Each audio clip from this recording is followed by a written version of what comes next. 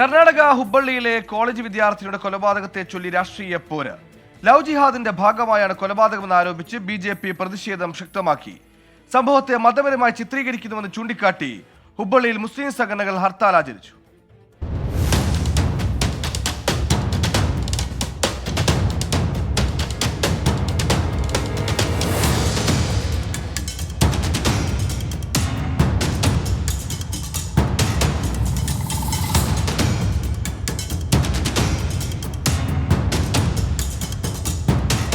കഴിഞ്ഞ വ്യാഴാഴ്ചയാണ് ഹുബ്ബള്ളി BVB കോളേജിലെ MCA വിദ്യാർത്ഥി നേഹയെ ക്യാമ്പസിനകത്ത് വെച്ച് സഹപാഠി ഫായിസ് കുത്തിക്കൊലപ്പെടുത്തിയത്.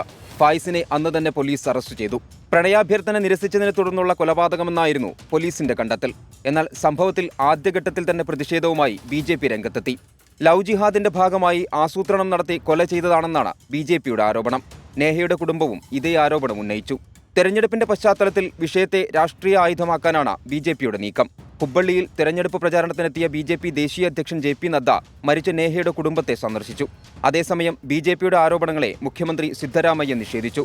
വ്യക്തിപരമായ വിഷയങ്ങളെ ലവ് ജിഹാദ് എന്ന് വിളിക്കുന്നത് ശരിയല്ലെന്ന് സിദ്ധരാമയ്യ പറഞ്ഞു. 24 ബംഗളൂരു.